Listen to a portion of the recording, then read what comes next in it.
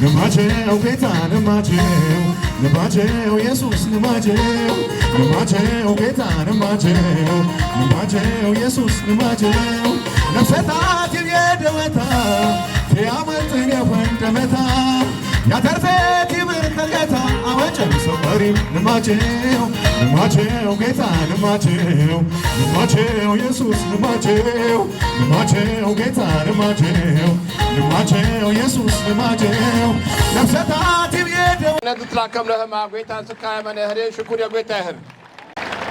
ባለፉት ዓመታት መንግስታችን በሀገራችን የሃይማኖቶች እኩልነት እንዲረጋገጥ ዘርፈ ብዙ ስራዎችን ሲሰራ ቆይቷል። መንግስት ሁሉንም የሃይማኖት ተቋማት የትኛው የመንግስት ተቋም እና መዋቅር በእኩልነት ያለ አድሎ ማስተናገድ አለበት። በተለየ መልኩ የሚገፋም እና በተለየ መልኩ የሚጠቀም የሃይማኖት ተቋም መኖር የለበትም ብሎ ያምናል።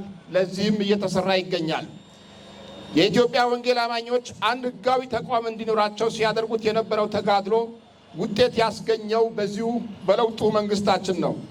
የኢትዮጵያ ወንጌል አማኞች አብያተ ክርስቲያናት በሰኔ 2012 ህጋዊ ሰውነት አግኝቶ በአዋጅ ተቋቁሟል። ይህም የሃይማኖት ተቋማት መካከል የነበረው በተቋም ደረጃ የነበረውን ልዩነትም አስቀርተዋል።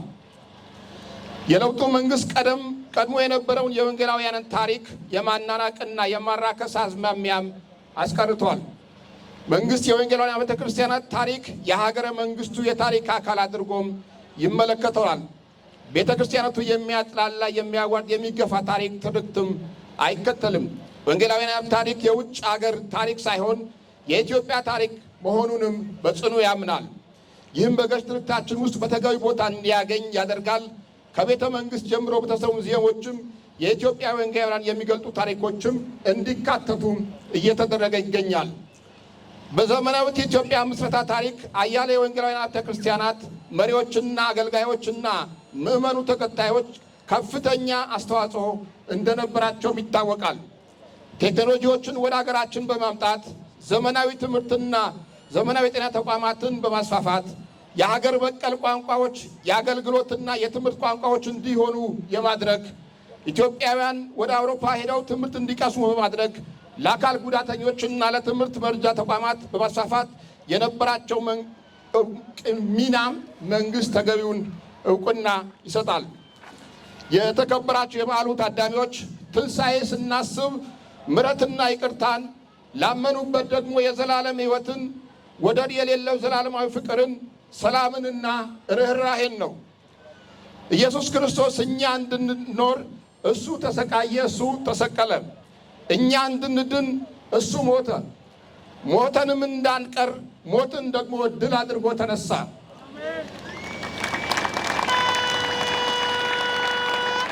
በእርሱ የሚያምን ሁሉ የዘላለም ሕይወትን ያገኝ ዘንድ ሞትን ለአንድና ለመጨረሻ ጊዜ በመስቀል ድል አደረገ። ለዚህም ነው ወንጌል ሰላም ነው፣ ወንጌል ሕይወት ነው፣ ወንጌል ፍቅር ነው የሚባለው። የጌታችን ኢየሱስ ክርስቶስ ትንሣኤ የዘላለም ሕይወትን ያገኘንበት፣ የክርስቶስን ፍቅር የተመለከትንበት፣ የትንሣኤው ኃይል የተረዳንበት ታላቅ መለኮታዊ እውነት ነው። ትንሣኤ ከጽናት በኋላ የሚገኝ ድል ነው። ከትንሣኤ በፊት ግርፋት፣ የጅምላ ፍርድ፣ መራቆት፣ መከዳት፣ የጨረቃ ደም መልበስ፣ የፀሐይ መጨለም፣ ማልቀስ እና ውርደት አለው። ኢየሱስ ክርስቶስ ሁሉን እየቻለ የሰውን ልጅ ለማዳን ሲል በሸላቾቹ ፊት ዝም እንደሚል በግ በጽናት ቆመ። ትንሣኤ ተስፋ ነው። የአርብን መከራ ያየ እሁድን እንደሚመጣም አያስብም። የመቃብር ድንጋይ ሲታይ የሚነሳም አይመስልም። ነገር ግን የትንሣኤ ጌታ ሞትን ድል አድርጎ ተነሳ። እኛም ከኃጢአት ባርነት በመፈታት በክርስቶስ ጋር ተነሳ። የትንሣኤ በዓል ከመንፈሳዊነቱ ባሻገር ማህበራዊና ባህላዊ በዓላችንን በመሆኑ ያለው ለሌለው በማካፈል አብሮነትን የሚያሳልፈውና በማህበራዊነት እየበለጠ የሚጠናከርበት በዓል እንደመሆኑ መጠን ህዝበ ክርስቲያኑ በዓሉ በሚያከብርበት ወቅትም የእምነቱ አስተምሮ በሚያስተምረው መሰረት የተቸገሩትን በመርዳት፣ የተራቡትን በማብላት፣ የታመሙትን በመጠየቅ፣ የታረዙትን ደግሞ በማልበስ ከሌሎች እምነት ተከታዮች ጋር በመቻቻል የአካባቢያችንን ሰላምን ነቅቶ በመጠበቅ እንዲሁም ለሀገሪቱ አንድነትና ሰላም አጥብቆ በመጸለይ መሆን ይኖርበታል። በዓሉ የበደሉንን ይቅር የምንልበት፣ ለመልካም ተግባር የገባነውን ቃል ዳግም የምናድስበት፣ ጣት ከመቀሳሰር ከመወቃቀስና ከመገፋፋት ወጥተን ለሕዝባችን ተጠቃሚነት መረጋገጥ በህብረት የምንቆምበት፣ አንድነታችን ይበልጥ የምናጠናክርበት፣ አንዳችን ለሌላችን ያለን ልባዊ አጋርነት በተግባር የምናሳይበት፣ ፍቅርና ሰላም የምንሰብክበት በዓል እንዲሆንም ለዚህም ልንሰራ ይገባል። በመጨረሻም የዞናችን የወንጌል አማኞች ከሌሎች እምነት ተከታዮች ከሆኑ ወንድምና እህቶቹ ጋር ያለውን አንድነት ይበልጥ በማጠናከር እንደ ዞን የሚሰሩ የልማት የሰላምና የመልካም አስተዳደር ስራዎች በባለቤትነት በማገዝ ከዳር እንዲደርሱ እንደ ወትሮ ሁሉ አስተዋጽኦ ማበርከት እንደሚጠበቅባቸው እያሳሰብኩኝ ዘንድሮ ለ7ኛ ጊዜ የምናካሄደው አገራዊ ምርጫ የመራጮች ካርድ ከመውሰድ ጀምሮ ንቁ ተሳትፎ እንድታደርጉና ምርጫው ሰላማዊ፣ ፍትሐዊና ዲሞክራሲያዊ እንዲሆን የራሳችሁን አስተዋጽኦ እንድታደርጉ እየጠየቅኩኝ በድጋሚ እንኳን አደረሳችሁ፣ እንኳን አደረሰን። እግዚአብሔር አገራችንና ሕዝባችን ይባርክ። ከልብ አመሰግናለሁ።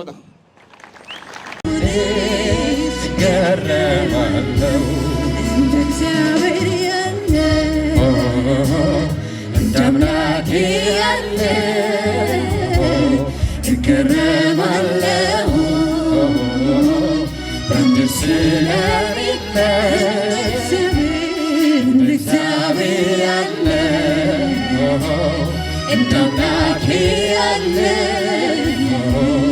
እገረማለሁ